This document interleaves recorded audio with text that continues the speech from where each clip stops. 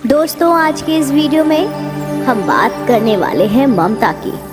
जी हाँ, माँ के गर्भ में शिशु क्या सोचता है। दोस्तों, इंसान जन्म लेने से पहले 9 महीने अपनी माँ की गर्भ में समय व्यतीत करता है।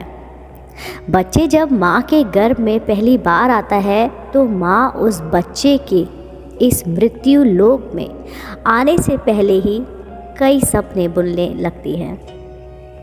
लेकिन क्या आप जानते हैं कि बच्चा अपने माँ के गर्भ में क्या सोचता है? उसे गर्भ में क्या सजा भोगनी पड़ती है।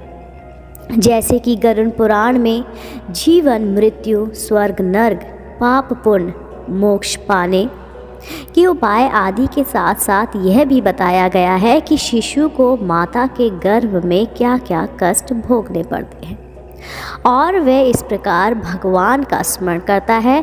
शिशु माँ के गर्भ में क्या महसूस करता है, उस समय उसके मन एवं मस्तिष्क में क्या क्या बातें चलती हैं। गरुड़ पुराण के धर्मकांड के प्रेतकल्प अध्याय में पक्षीराज गरुड़ जब भगवान विष्णु से पूछते हैं कि हे प्रभु, जब कोई आत्मा दूसरे शरीर धारण करने से पहले अपनी माँ के गर्भ में होता है तो वे कैसा महसूस करता है, कृपया मुझे विस्तार से बताइए। तब भगवान विष्णु गरुड़ से कहते हैं कि हे गरुड़, गर्भावस्था जीव को अपने पुनर्जन्मों का ज्ञान रहता है।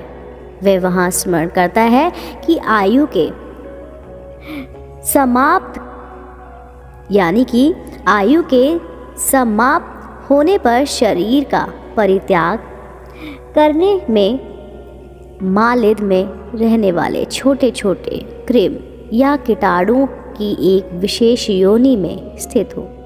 पहले में सरकर चलने वाले सर्पादि की योनि में पहुंचा, फिर मच्छर हो गया था, उसके बाद 4 पैरों वाला अभ्र या फिर भीषक नामक पशु बन गया था अथवा जंगली सूगर की योनि में प्रविष्ट था। इस प्रकार गर्भ में रहते हुए उस जीवात्मा को पूर्ण ज्ञात रहता है, किंतु उत्पन्न होते ही वह तत्काल उसे भूल जाता है। उसे याद आता है कि मैं दूसरे को चलने का विचार करता रहा। मैंने शरीर की रक्षा के लिए धर्म का परित्याग करके शूल छल कपट और चोर वृक्ष का आश्रय लिया। फिर गर्भस्थ यानी कि गर्भस्थ जीवों को याद आता है कि उसने अपने पिछले जन्म में अत्यंत कष्ट से स्वयं लक्ष्मी को एकमात्र यानी कि एकत्र किया था, किंतु अभिलक्षित धन का उपभोग नहीं कर सका और अग्निदेव अतिथि और यानी कि अग्निदेव हो गए और जो उसके साथ साथ अतिथि और बंधु बांधवों को स्वादिष्ट अन्न फल गोचर तथा तांबूल दे करके मैं उन्हें संतुष्ट करने में असफल रहा। फिर गर्भावस्था जीव को याद आता है कि इस पृथ्वी पर स्थित त्रिविक्रम भगवान विष्णु की प्रतिमा का दर्शन मैंने नहीं किया, उन्हें प्रणाम नहीं किया और ना तो उनकी पूजा की।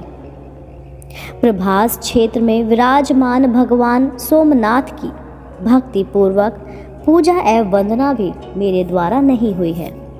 जब ऐसी चिंता गर्भस्थ जीव करता है तब यमदूत उसे कहते हैं कि हे देहधारिणी, जैसा तुमने किया है उसके अनुसार अपना विस्तार करो। फिर माँ के गर्भ में पल रहा जीव स्मरण करता हुआ अपने को कोसते हुए कहता है कि तुमने अपनी कमाई यानी कि तुमने जो कमाया है वो धन अर्जित किया था, उसमें से किसी को दान नहीं दिया। पृथ्वी पर रहते हुए तुमने भूमि दान, गौ दान, जल दान, फल दान, तांबूल दान अथवा गंध दान भी नहीं किया। तो अब भला क्या सोच रहे हो? तुम्हारे पिता और पितामह मर गए। जिसने तुमको अपने गर्भ में धारण किया वह तुम्हारी माता भी मर गई। तुम्हारे सभी बंधु भी नहीं रहे, ऐसा तुमने देखा है। तुम्हारा 5 भौतिक शरीर अग्नि में जलकर भस्म हो गया। तुम्हारे द्वारा एकत्र किया गया संपूर्ण धन धान पुत्रों ने हस्तगत कर लिया। जो कुछ तुम्हारा शुभाशीष है और जो कुछ तुमने धर्म संचय किया वह तुम्हारे साथ है।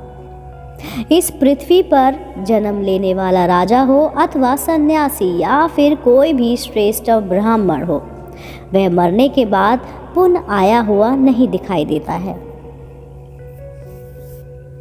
जो भी इस धरातल पर उत्पन्न हुआ है उसकी मृत्यु निश्चय है और इसके बाद वह विलाप करने लगता है और वह भगवान से प्रार्थना करता है कि हे प्रभु, जब जन्म के बाद मुझे पुनः मृत्यु को ही प्राप्त होना है तो फिर मेरा जन्म क्यों हो रहा है? अगर संभव हो तो मुझे इस जीवन मृत्यु के चक्र से मुक्त कर दो। गरुड़ पुराण के अनुसार फिर माता के गर्भ में पल रहा शिशु भगवान से कहता है, मैं इस गर्भ से अलग होने की इच्छा नहीं करता, क्योंकि बाहर जाने से पाप कर्म करने पड़ते हैं जिसके नरक आदि प्राप्त होते हैं। इस कारण बड़े दुख में व्याप्त हूँ, फिर दुख रहित हो आपके चरण का आश्रय लेकर मैं आत्मा का संसार से उद्धार करूँगा। माता के गर्भ में पूरे 9 महीने शिशु भगवान से यही प्रार्थना करता है, लेकिन यह समय पूरा होते ही जब प्रसून का समय आता है तब वायु से तत्काल बाहर निकलता है तो उसे कुछ याद नहीं रहता। साइंस के अनुसार भी माँ के गर्भ के बाहर आने वाले शिशु को काफ़ी पीड़ा का सामना करना पड़ता है, जिस कारण उसके मस्तिष्क पर काफ़ी जोर पड़ता है। शायद यही कारण है कि उसे कुछ भी याद नहीं रहता। लेकिन गरुड़ पुराण के अनुसार प्रसूति की हवा से जैसे ही श्वास लेता हुआ शिशु माता के गर्भ से बाहर निकलता है तो उसे किसी भी बात का ज्ञान नहीं रहता है। गर्भ से होकर यानी कि अलग होकर वह ज्ञान रहित हो जाता है। इसी कारण जन्म के समय वह रोता है। इस सब के अलावा गरुड़ पुराण में भगवान विष्णु ने यह भी बताया है कि जब शिशु गर्भ में 6 माह का हो जाता है तो वह भूख प्यास को महसूस करने लगता है और माता के गर्भ में अपना स्थान बदलने के भी लायक हो जाता है। तब वह कुछ कष्ट भी भोगता है। माता जो भी खाने के रूप में ग्रहण करती है वह उसकी कोमल त्वचा से होकर गुजरता है और इन कष्टों के कारण कई बार शिशु माता के गर्भ में ही बेहोश भी हो जाता है। 6 मास के बाद शिशु का मस्तक नीचे की ओर तथा पैर ऊपर की ओर हो जाते हैं। ऐसी स्थिति में वह चाहकर भी इधर उधर हिल नहीं सकता। वह खुद को एक पिंजरे में बंद पक्षी की तरह महसूस करता है। ऐसे में शिशु हाथ जोड़कर ईश्वर की स्तुति करने लगता है और कहता है, हे लक्ष्मीपति जगदीश, संसार को पालने वाले भगवान विष्णु का मैं शरणागत होता हूँ। हे भगवान, इस योनि से अलग हो तुम्हारे चरणों का स्मरण कर फिर ऐसे उपाय करूँगा जिसमें मैं मुक्ति को प्राप्त कर सकूँ। इसके बाद अपने आसपास गंदगी देख वह फिर से भगवान से प्रार्थना करता है और कहता है, हे भगवान, मुझे कब बाहर निकालोगे? सभी पर दया करने वाले ईश्वर ने मुझे ये ज्ञान दिया है। उस ईश्वर की मैं शरण में जाता हूँ, इसलिए मेरा पुनः जन्म मरण होना उचित नहीं है। मैं अंत में भगवान विष्णु पक्षी राज गरुड़ से कहते हैं कि यह कारण है कि गर्भ में पहुंचकर जो जीवात्मा जैसा चिंतन करता है शरीरधारी वैसा ही जन्म लेकर बालक, युवा और वृद्ध होता है। यदि गर्भ में सोची गई बात संसारिक व्यामोह के कारण विस्मृत हो जाती है तो पुनः मृत्यु काल में उसकी याद आ जाती है। यदि शरीर के नष्ट होने पर वह हृदय में ही रह गई हो तो पुनः गर्भ में जाने पर उसका स्मरण होना निश्चित है।